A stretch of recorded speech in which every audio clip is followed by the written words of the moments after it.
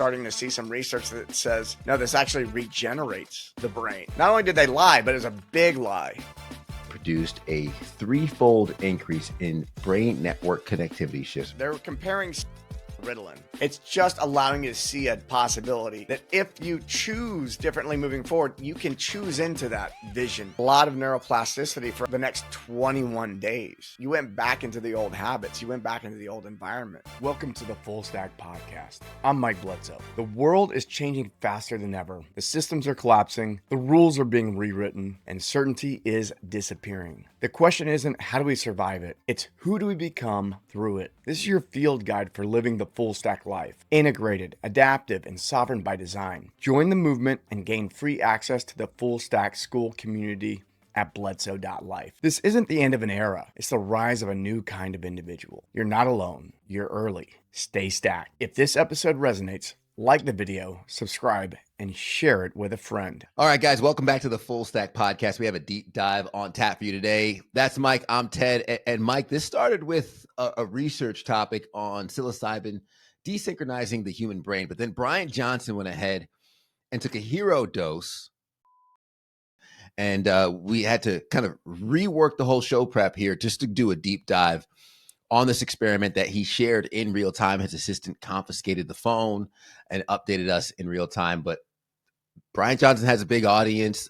And for a lot of people who know about the Don't Die movement, might have been a little bit of a surprise for them to see this. So I know we wanted to jump into the nitty gritty. But first, man, your reactions, thoughts, and initial insights off of this experiment. Yeah, and we're going to get into the science a little bit by the end of the show as well, just so everyone knows.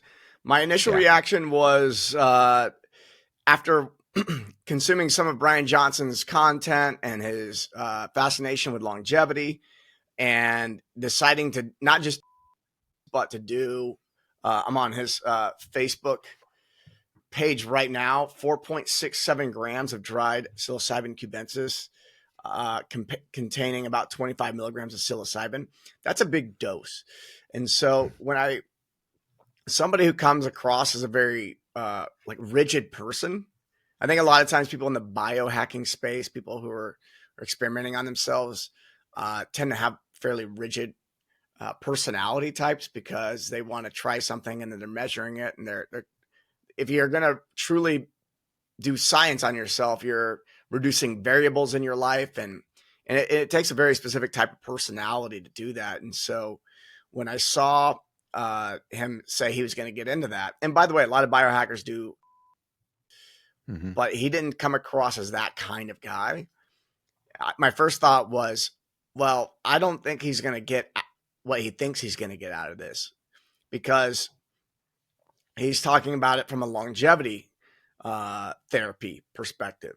And so he basically, looked at, he had an overview of the current scientific evidence. There's longevity, inflammation, neuroplasticity, clinical outcomes, gut-brain axis, and sexual health. And so he led with longevity, and that's really what struck at me first. And my initial thought was, I could see increasing longevity purely because you're likely going to be a happier person through the rest of your life, having had just one of these experiences. Myself being somebody who's had a lot of mushroom experiences, knowing a lot of people who've had a lot of mushroom experiences, they generally experience less anxiety, less depression. They tend to be more engaged with their life. And just in general, someone who's experiencing their life in that way is likely going to live longer than someone who's depressed and anxious and this and that.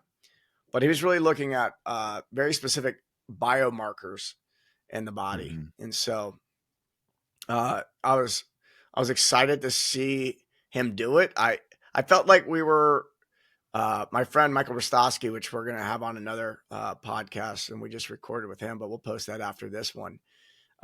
It's like we were having a watch party on Facebook because, he announced he was going to do it. He announced why he was going to do it. And then he gave his assistant his phone. She said she confiscated it. Good marketing. And she was going to post on his behalf and give us trip report updates throughout the day. And yeah, it was something that throughout the day I clicked to see what happened next for Bryan Johnson. And so, yeah, I felt like I was having a watch party with all my psychedelic friends who were hanging around on Facebook. And yeah, it was like hearing his trip report and the different things he talked about. Everything that he mentioned and wrote about, I have had similar experiences. None of it was a surprise to me. And, you know, it sounds like he had a really positive experience. And I think it sounds like he'd do it again. Nice. So, yeah. What I loved about it, it was How about you? What'd you think? Twofold for me. It was twofold. So like I saw the trip updates, and yeah, it's fun seeing him stare at the water and thank his mushroom in the salad and really enjoy that. But I also loved the research that he shared along with it, because it did open up my eyes to more of the in-depth research done around psilocybin. I've been circling the drain on some of that, learning more about it. My curiosity has peaked. But it's got that like old Leonardo DiCaprio quote. It's like, first you had my interest, now you have my attention. And Bryan Johnson captivated my attention with the experiment. So learning more of the details, specifically what jumped out at me was the gut-brain axis. I don't know if I ever told you, I have ulcerative colitis. It's an autoimmune disease, impacts not just the gut, mainly the large intestine. And when we talk about biohackers and people who do their own homework and look at the research studies, I can go to doctor and doctor, and they all say, take this medicine, take this medicine. Well, what's it going to do to me? They don't really know. But as I'm looking at these clinical studies, there's things that I want to explore into how I can treat myself holistically and see what's available to me.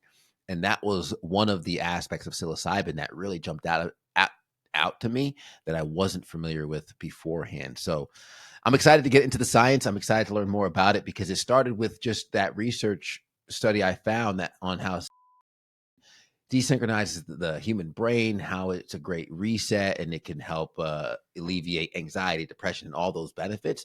But it seems as though the benefits can exceed much, much farther than that, Mike. A lot of psychedelic research, well, a lot of it was shut down back in the 60s. And there was a lot of stigma around it. And then a lot of people wanted to know more of the psychological aspects of it, which is, you know, they're studying the psychology of it.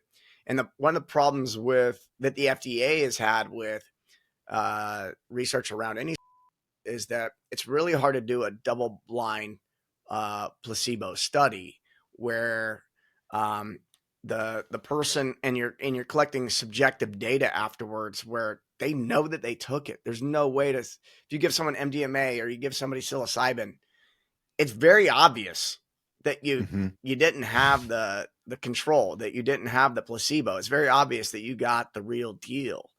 And so that's made doing a lot of psychological research with it hard. But when we start looking into, okay, what are these specific blood markers we're looking at? Well, now we're looking at objective data.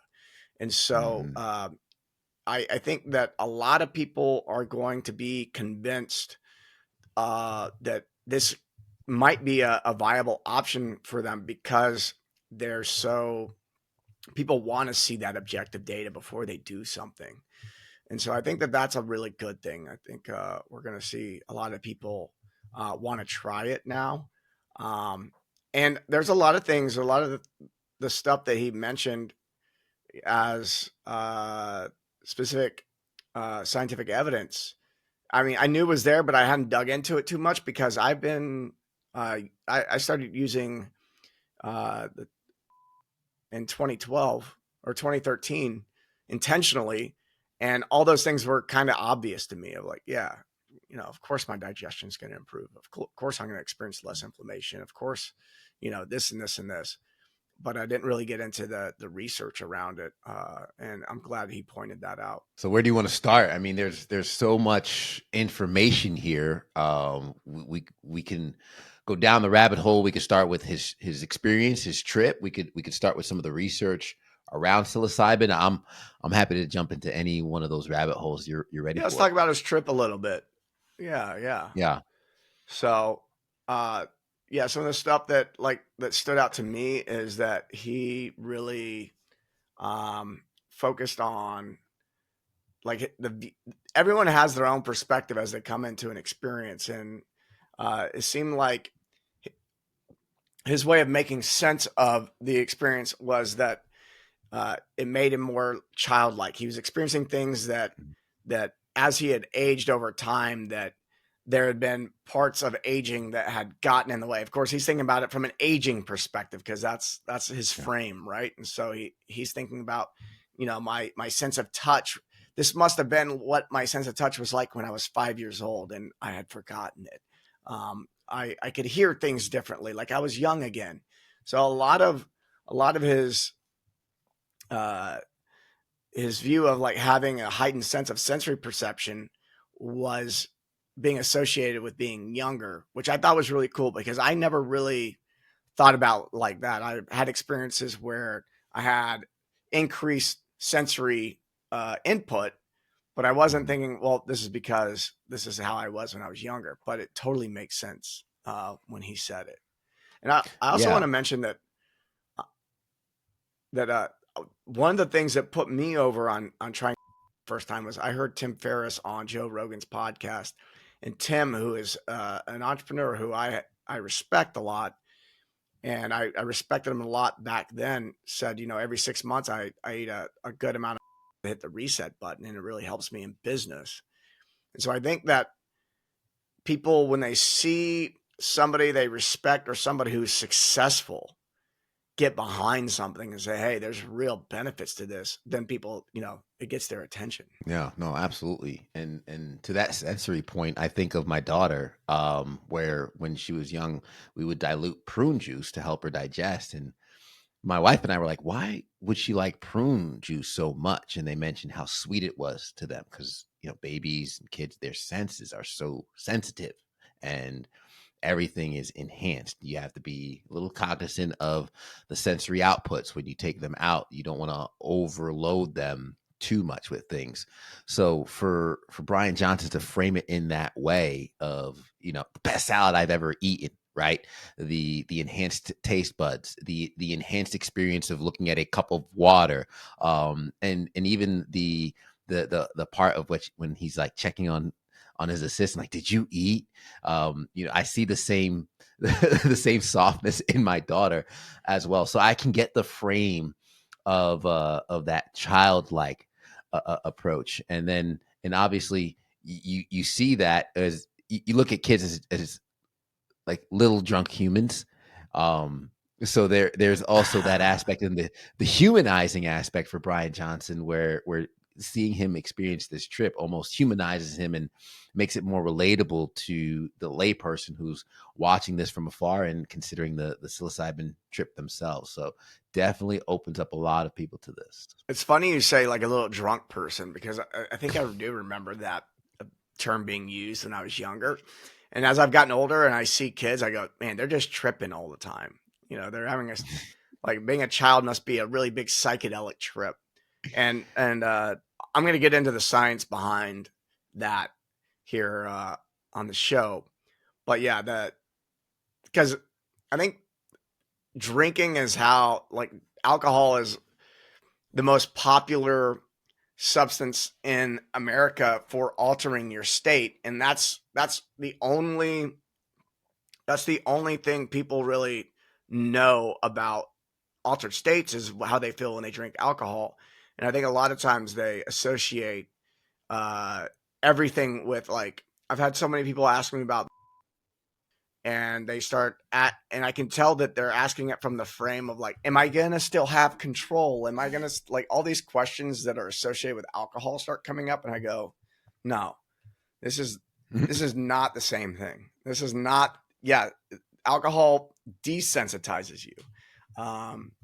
And yeah, someone may look funny when they take a lot and they're trying to walk around, but it's not nearly the same experience. It's their awe. It's the way they approach life. They react to life. And I know throughout it, like you mentioned, the actual data being taken, this wasn't just a fun trip for Bryan Johnson. They did brain scans, blood pressure, adrenal stress profiles via his saliva. So they really took a scientific approach to this to extrapolate some of the data, which I'm excited to get into, and also some of the things we learned, not just about the gut health, but longevity and all the things like that, as he really shared that extensive data along the way. But just, hey, glad to see him on the other side when he threw up the peace sign for the before and after picture. Like, I made it, y'all. I'm alive.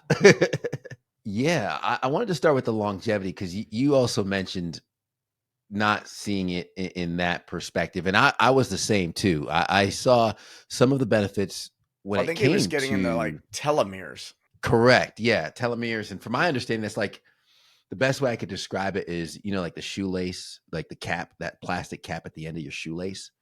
As you age, that shoelace deteriorates, the cap, that plastic becomes like weaker and flimsy and ends up falling off.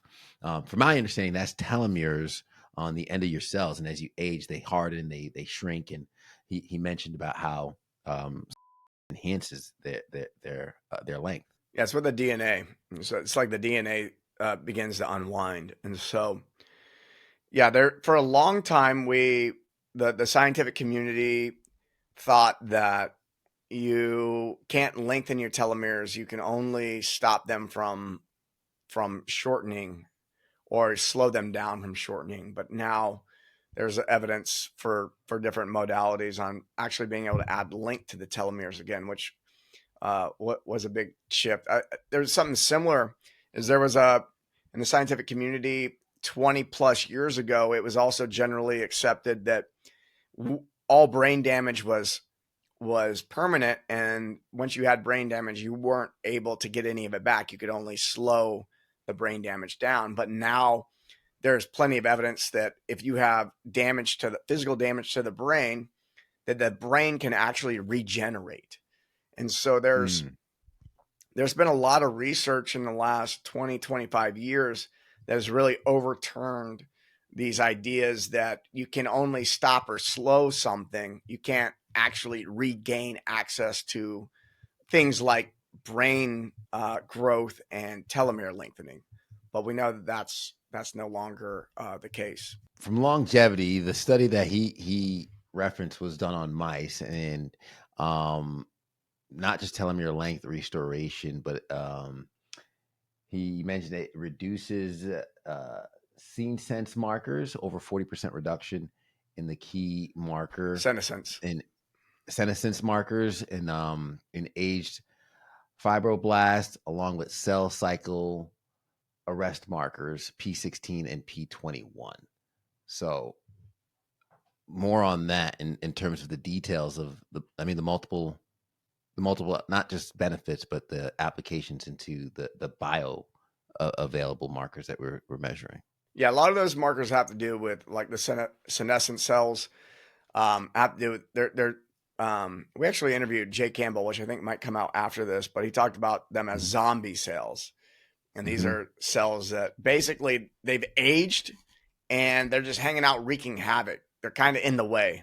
They're the slow, you heard like the herd can only move as fast as the slowest buffalo. And the idea is you actually want to cull the slower animals in the herd so the herd as a whole can move a lot faster. The same thing in the human body is there are certain cells that are really old that just refuse to die and need to be recycled. And so having too much of that built up in the system causes issues.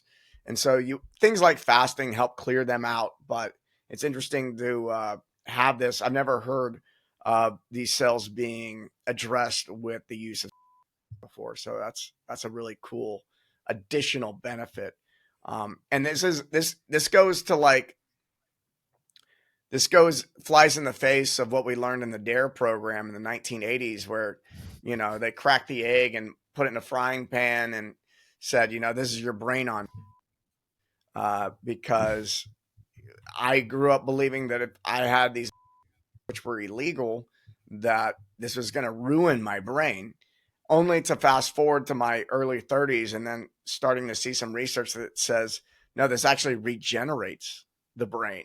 And I go, well, that's actually not only does it not harm the brain, but it's good for it. There's like, not only did they lie, but it's a big lie. Yeah. New t-shirt idea. Just have like dare and then like show a brain fired up and say, this is your brain on.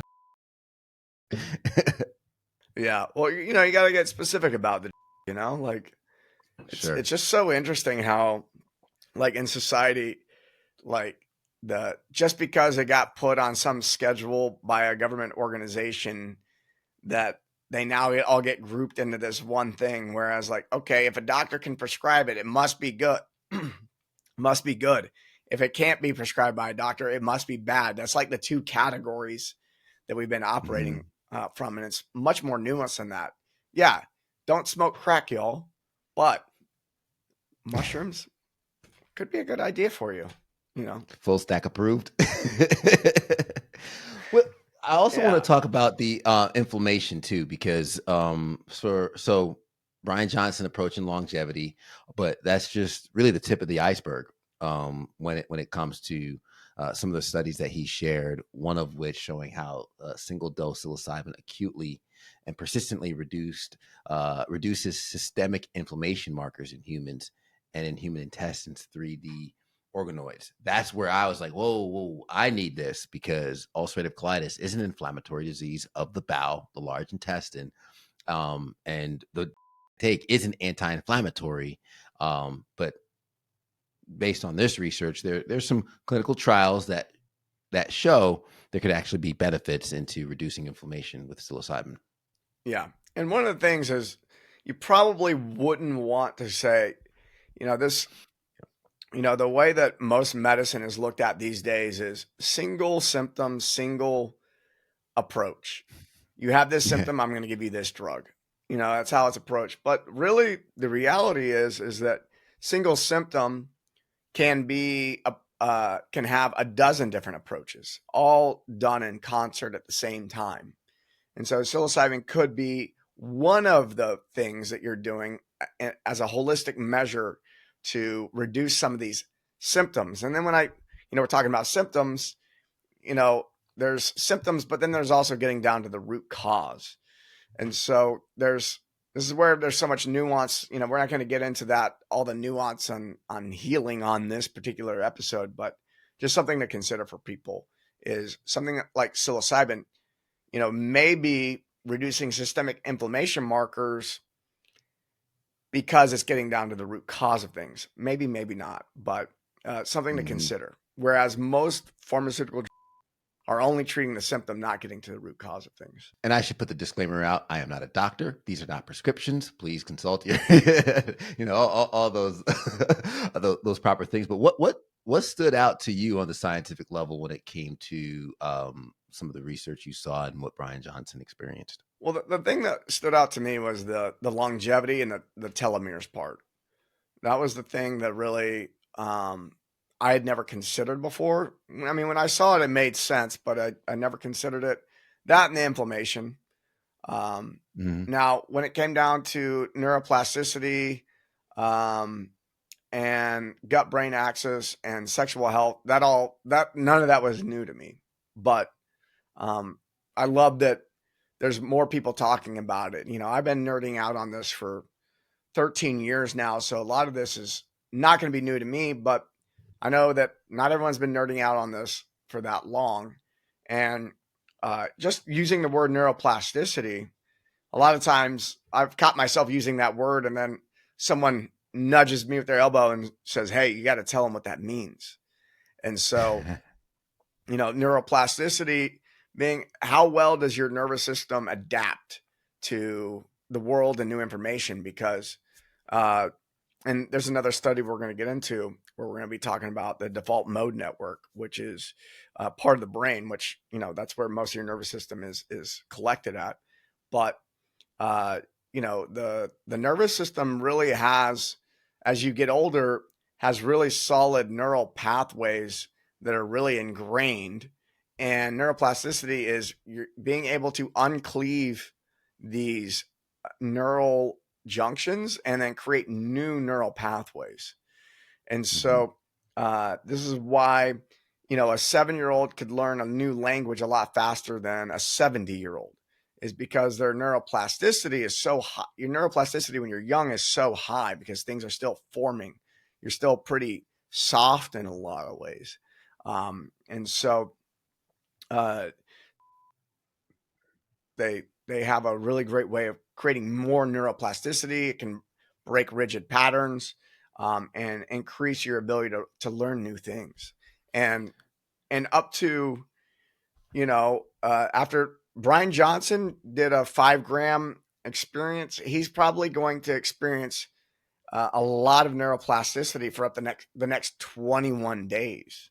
And this is why Wow. it's really important to be intentional about what you expose yourself to after you have a psychedelic experience. I've witnessed so many people have a big, profound psychedelic experience and then put themselves right back into an environment that helps shape patterns that they were trying to break free from. And then 6 months goes by and they wonder why it is they're not experiencing the shifts, the new knowledge they had, the new revelations they had experienced during their psychedelic experience. And I go, well, obviously you went back into the old habits. You went back into the old environment. You experienced neuroplasticity, but you didn't intentionally make new choices to shape a different reality for yourself. Yeah. The way I understand it is it's almost like my daughter plays with a lot of Play-Doh, and when you're young, it's a fresh tube of Play-Doh. It's malleable like clay. You could form it, you could build out those new neural pathways. But as you get older, it's like being exposed to air. You see clay that's just been left out and it's just exposed to air and it hardens and it becomes harder to mold. It's almost like the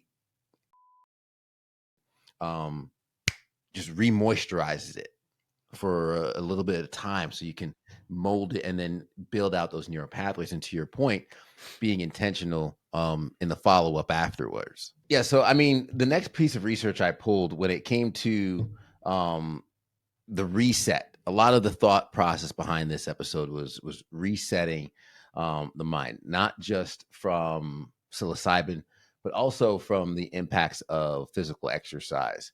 So did you want to jump into the desynchronization of the brain with psilocybin, or did you want to jump into physical exercise and how that helps? Yeah, let's keep it on. Let's keep it on only today, and then let's get into the desynchronizes the brain conversation. Yeah, so this Because was I think that's what people interesting. want to know is like what's actually happening. Yeah. So researchers scanned healthy adults over 18 MRI visits before, during, and after a high dose 25 milligrams session. They compared the results with Ritalin control. So pretty much they analyzed changes in network level connectivity across time. What they found was produced a 3-fold increase in brain network connectivity shifts. Growing up, I had a lot of friends that were prescribed that. So I just want to make sure that they were comparing to Ritalin, which is then widely prescribed amongst children. Which cannot be healthy if if you're thinking about it. That doesn't sound like the best approach. It also found that it dissolved rigid network boundaries between the default mode, executive, and the salient systems. Connectivity reorganization correlated with insight, emotional release, and post-session flexibility. So a lot of benefits here, and pretty much this is a great way to reset, implement new pathways, new habits, and really give yourself a trigger or a catalyst into new behaviors for anyone that feels stuck or just can't get out of their loop. Yeah, and so a lot of where the study went was it was talking about the default mode network, and so that's a part of your brain that's really responsible for living in the default mode. Whatever your default mode is, whatever your unconscious mode is, it's helping to shape the reality that you're experiencing. So you can think about that your brain is constantly, it's never not doing this, is mapping and modeling the world, is mapping and modeling reality. And so nobody's actually experiencing reality as it is. We're just experiencing the map of reality. It's like looking at a map as you're walking around in the woods, or you're driving, across the country, and you're only going off the map, or you're only looking at your phone, and and you're only watching Google Maps as you drive. Like, you're not getting all the information all the time. And one of the main reasons that we do this is to conserve energy. All biological beings have ways of reducing energy expenditure for survival. We want to reduce how much energy we use because we want to conserve it so we can pass on to our offspring. That's how I view it. And so the default mode network is really filtering reality at all times to make sense of things. The issue comes is we become very rigid on how we view reality, because once it's worked for so long, we just assume that this is how, if we view reality this way, and this is an unconscious pattern, if we view reality in this way, moving forward, we're going to survive long enough to pass on our genes. And so this is why a lot of times when people are thinking about doing, or they're thinking about getting into some type of therapy, or they're thinking about doing something that's transformational in nature, there's some type of fear that comes up. You've had that experience, Ted, where you're like considering doing something new, but you're afraid to do it. Yeah, it's something.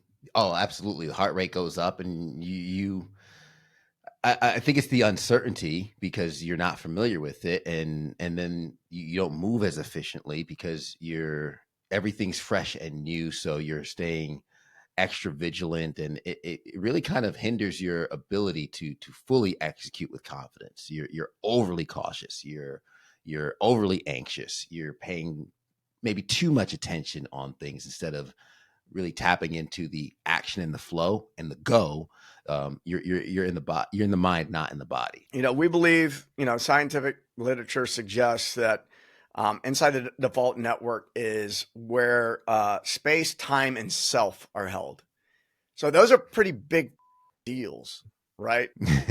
Space, time, and sense of self. It doesn't get, that's pretty deep. It's a really deep thing to be holding. And so we start, and over time, the ideas of space, time, and self become very rigid. And in this particular study, they talk about the default mode network being highly impacted by psilocybin. So your impression of time, space, and self begin to dissolve. Anyone who's had a psychedelic experience will tell you that their sense of time is way off. And I think I was reading through the Bryan Johnson, trip report, and he felt like hours had passed and it had only been 20 minutes. Or he thought he must have been on the other side of the big experience, and the peak had not even come yet. And so it starts breaking down these concepts that the default mode network holds. Time, space, and self, and then like your idea of I'm me and you are you begins to dissolve, and you start seeing the oneness. You hear some of these old spiritual texts talk about, we're all one, and then you have a psychedelic experience and you go, oh, I know what that feels like now, not just as an idea, but as how I feel. And so the purpose of the default network is necessary for us to operate in the world. And so what's really cool about this particular study is they're looking at how it breaks up and disrupts functional connectivity in the brain, and specifically in the default mode network. Now, if we disrupt the connectivity of the brain and and the brain stops segmenting so much and starts connecting beyond where it normally connects. So like left and right hemisphere of the brain starts connecting where it normally doesn't connect. And you start gaining new insights that you didn't see before. And now we're creating more connectivity in the default mode network that wasn't there before, and we start breaking up those neural patterns. The possibility of you viewing the world, viewing reality differently during and after an experience is really high. And so this is why so many people, they report afterwards, they don't feel anxiety. And we can think about anxiety as just having a negative imagination about the future. I'm imagining that something bad is going to happen in the future, and now I'm experiencing anxiety. Well, now we reset. If you take a big enough dose, 5 grams is enough to quote unquote reset the default mode network. And now you're in that space, and you're able to see much greater possibility than what your brain was allowing you to see previously. Like my brain only saw 1, 2, or 3 possibilities. And then you get into this space where you can see infinite possibilities. And you go, oh, life could look different. A lot of people will report, I had a vision. I was in the psychedelic experience, and I had a vision that things will be different, that in the future, this thing is going to occur. And usually with somebody who is not well versed in the psychedelic space will think that vision of the future is definitely going to happen, and they get committed to it and they start telling people about it. But I think what we got to keep in mind is it's just allowing you to see a possibility that if you choose differently moving forward, you can choose into that vision that's different, because it's just showing you an alternative to what you've been seeing up until this point. And you can choose something else. And one thing I've learned after many of these experiences is in the beginning, like when someone's new to this, they may see a vision of the future that's opposite or very different than what they currently have, but may not realize that during the experience, they could direct it a little bit and go, hang on, let me play around with a different vision. And so they can play around with different visions and different possibilities. And this is where like having someone who's an experienced guide there to help you is really good, because someone who's experienced it would go, okay, that vision is not reality. It's just showing you a potential future reality if you choose to make choices that are different than the ones you've been making up until this point. It's almost like lucid dreaming, and you see the possibilities. And I think of that book, Think Fast and Think Slow, where they break down system 1, system 2, and how system 2 is more of the cognitive tasking tasks that you look at. And system 1 is what your brain puts into autopilot. And a lot of us live through life not being discerning about what we put into system 1. So we get this programming that we live and we operate by, and it's very accident prone because it's taking shortcuts. And like you mentioned, our brain's trying to conserve energy all along the way. So we operate with system 1 as much as possible. But by psilocybin allowing us to open up those new neural pathways, those new networks, that connectivity in the brain gives us access to much more than the limited lanes that we've been dealing with. It's almost as though you went from a 2-lane highway with all that traffic to now you have 5 lanes, and watch out. You can take that exit, this exit, that exit, and whatever your heart's desire. Now, the exit itself, it could be a vision of a possible future, but you still have to link the two, the vision and action, together. Is that a good interpretation and breakdown of what I'm hearing? Very much so. Very, very much so. One of the cool things that happens too is they bind to the serotonin receptor, which is responsible for like happiness and joy and ease. And a lot of times the idea of your default mode network or your brain becoming fragmented in a way for a short period of time can sound really scary. But when you're in the experience, a lot of times you're in such a state of joy, which is not always guaranteed. Some people do experience fear in the experience, and this is where having a really good guide is helpful. But you're very likely to experience joy. So you're seeing these different possibilities of the future that, I could choose differently. But you're also experiencing joy that where fear may have previously blocked you from seeing these options, that fear is heavily diminished because the serotonin is just being activated so much. And so not the serotonin itself, but it's binding the serotonin receptors in the cells. So the cells are getting that serotonin effect while it's in there. And it can also be healing to the serotonin receptors in the cells and make them more receptive and sensitive to the natural serotonin production of your body.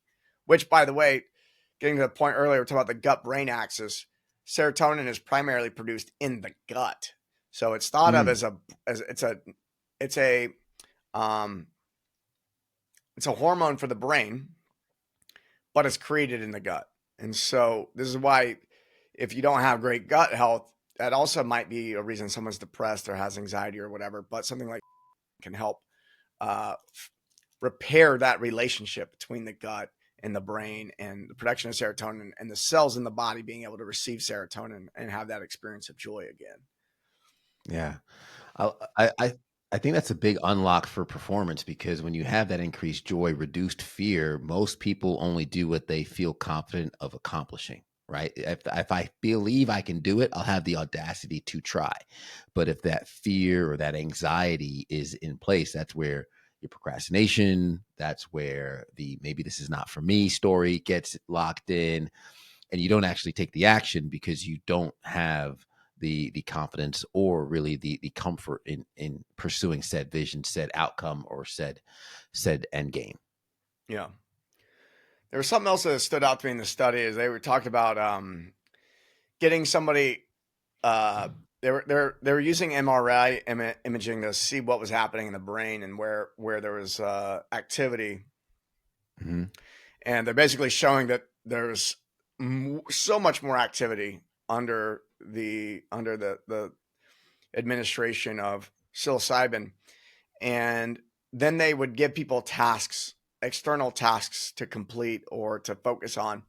And then that connectivity actually went down a bit and went back to like a normal brain type of connectivity. And then they would stop the task and then their brain would start experiencing the connectivity again.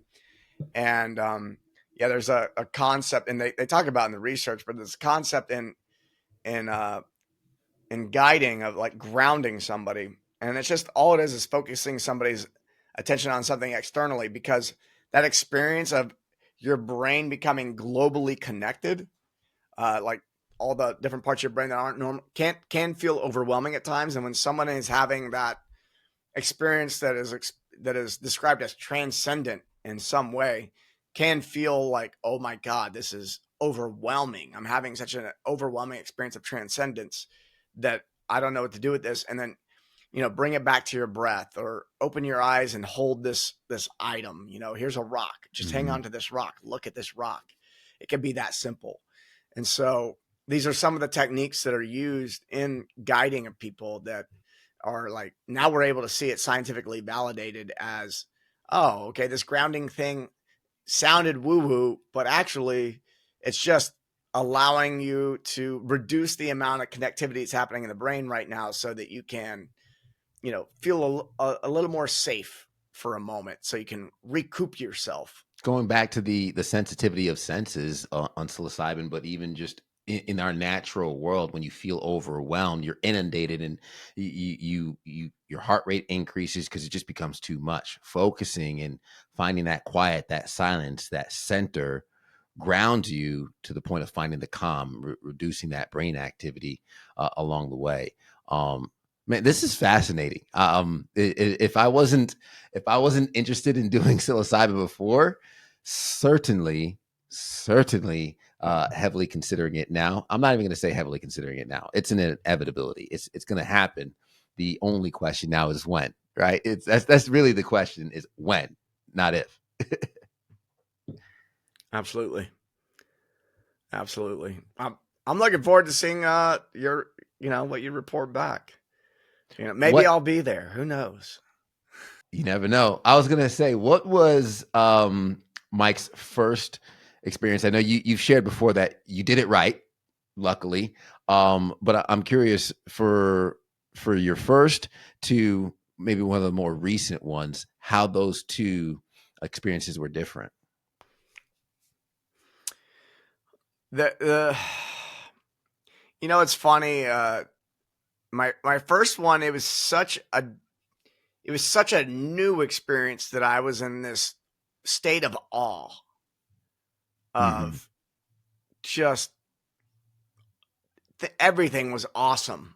It was truly like, oh my gosh, I didn't know that I wasn't living before. I now feel what it's like to live, and I see that I can make new choices and be in this state more frequently, not because I'm eating, but just because I'm choosing to view the world in a different way and to engage with the world in a different way and engage with myself in a different way. So like, yeah, my first one was awesome in that way. It was full of awe. And then I definitely have had experiences since then that were also awesome. And the I've gone periods of time where I haven't done a big journey in a long time, and then I go back and I try it again, and I get that awe again. I go, "Oh my gosh!" It's like time has gone on, and I forgot. I forgot that I have all these choices. I forgot that life could be this good, and I see where I was holding myself back in this way, and so my experiences are way less frequent than they were in the beginning. In the beginning, it was a lot of, I was getting a lot out of it. And so I was trying it a lot to the point of diminishing returns. And then I learned how to calibrate myself. And yeah, I think the last time I had a really big experience is I drank a little over a year ago. It's been about 14 months. And in that experience, usually people report it as a stronger experience, a more profound experience than I agree with that. But I've had hundreds of journeys at this point, and I'm well practiced in meditation as well. I am not a big proponent of only doing insight and for integration and for development. I'm a big fan of using them selectively in order to break through certain aspects of self, and I was able to, like, my ratio of personal development outside of the medicine space is probably like 5 to 1 at this point. So I'm going on retreats that are sober. I'm doing meditation. I'm doing all these things. And when I sat I did 3 days of 14 months ago, and I was able to really bring my awareness to what it was that I wanted to work on. And it was still awesome, but I didn't feel like I was being taken for a ride. Like the first time, I didn't feel like I had much control over where the experience was taking me, even though it was taking me in a really positive direction. But now when I'm having the experience, I have a lot more authority over my own being and in the space. And there's ways of navigating. You can navigate the experience. And so if you'd only eat a handful of times and I try to talk to you about navigating the space, you might go, I have no idea what you're talking about. That sounds crazy. I don't, like, you must be some type of Jedi or something, because it can be a lot. But over time, you can, with training and having the right guidance, because I did not do this. I didn't become good at navigating the space by sitting with them by myself. I got good at navigating the space by having input from others who had more experience than me. And now I can get into the space and I can navigate it and go very, very deep without all the drama that can sometimes come up along with it. And additionally, I'm also, I've improved my navigation of myself and my life on a day-to-day basis, to where if I have a psychedelic experience, I'm not hit with a big surprise. Early on, it can break down some things and break down some walls where it might show you something you haven't looked at in your entire life. 30 something years old, and you go, wow, I never even thought about this. And it's like, well, here it is. And because of all the practices I'm involved in now, usually I go into a psychedelic experience and it shows me something. I go, yeah, this is what I've been playing with. And it helps me close any open loops that might be there that I might have missed before. But it's usually not, I'm not getting whacked with a new awareness of something that feels out of left field like it did in the beginning. In the beginning, it was pretty profound and like, oh, I didn't even know that. I can't even describe it. There's no way I can describe it to you in a way that you'll understand until you have an experience with it. Yeah, you got to do it to really experience it. My last question before we wrap up is, this research study, this was published in 2024. We know there are more studies being done. What are your thoughts, your excitement around the increased attention to this for folks who have been on the fence or hesitant beforehand? As someone who's well experienced in the space, you've been doing this for years, but here's some actual research that's backing some of what your experience has already told you. I have some excitement, but also some reservations. So, it is exciting that I know that if more people on the planet had intentional psychedelic experiences with good facilitated that were facilitated by good guides, that we'd be living in a much more peaceful world right now. Zero doubt in my mind. And my reservation comes in with people, two things: people thinking that are the answer, are the only answer, or they take and they have such a profound experience that they give their power over to and they start giving credit and not actually acknowledging their role in them being the ones that are the authority over their own lives.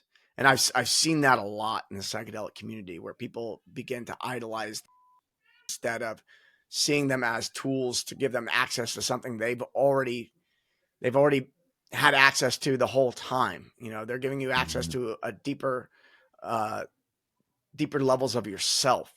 And so I see people a lot of times treat like they treat other medications in Western medicine, where it's like, oh, the medication healed me or whatever. It's like, no, you are the healer. You heal yourself. The insights were already there. It just helps. It's a tool to help you uncover what's already there. So that's one. Yeah. The other thing is people just seeing something like this and then misusing them. So they don't choose the right set and setting. So the set being the mindset, the setting being your environment. So people using them in a way that is I don't know if irresponsible is really the right word. It's more of, because they may just not know. I really encourage people to do research and find somebody who has more experience and is grounded. There's a lot of people who run around in the psychedelic space who are not very grounded and in the shared reality. And so if you can find somebody who is able to,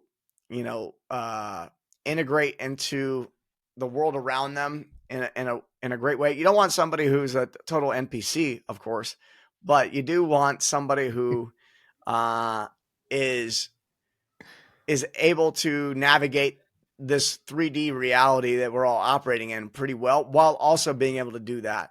And so I think those are, if you can find that person to guide you, then you're going to be in a really good spot. So yeah, that's my excitement and that's my reservation around it. Love it. Love it. Well received, man. And honestly, with so much popularity around it after Bryan Johnson's experiment, I think that's a great warning and also a great encouragement for folks who are looking to take that trip themselves. But man, covered a lot. Is there any last tidbits, any last advice you'd want to give to the audience before we wrap up this full stack? Really good at giving you insights, and the real key is the integration. That's what you do with it afterward. And I think I alluded to that at the beginning of the show, which is choose a new environment, choose new actions, actually harvest your experience. You don't need to do them very frequently. If you do and you go, oh, I had this big insight, and then 3 months later, I feel like I need them again in order to keep progressing, take a pause and go, okay. I mean, it may be that you integrated really well and you want to go to the next level. That's totally cool. Like there's sometimes doing multiple is the answer. Sometimes doing one and holding off is the answer. And again, this is where having a good guide, not just someone who's going to sit with you during the experience, but somebody who can advise you for the months following, or maybe even years following, to help you make sense of things in a way that's actually useful. Fantastic and great advice right there, Mike. And for anybody who is looking to jump in, just glad that we have the objective data that's coming out, and knowing that most people, their altered state of consciousness is through alcohol, the most popular altered state of consciousness being drunk. This is not the same. This doesn't dull your senses. This enhances your senses. Some of that data showing that telomeres can gain length, and the brain can actually regenerate. It can actually heal when we allow the body to do what it does. The body is such an amazing thing. This is your brain. This is what we were led to believe. We grew up with that egg cracked on the frying pan.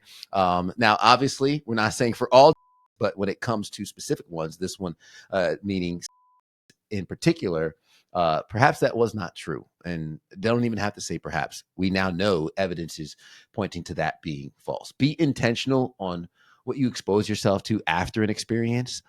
Understand that you're increasing the neuroplasticity, not just through the experience, but in the days that follow. And if you put yourself back into the habits, the rhythm, and the routines that locked in your default state anyway, are you really changing anything? And no one is experiencing reality as it is. That default mode network that is just simply having your interpretation of reality, which could be skewed. Space, time, and self. What is your sense of space, time, and self? And how can you alter that? You will view the world differently after an experience. That is a guarantee. And the vision that you hold is just a possibility. It's not a guarantee. It's an option, a possibility of the future.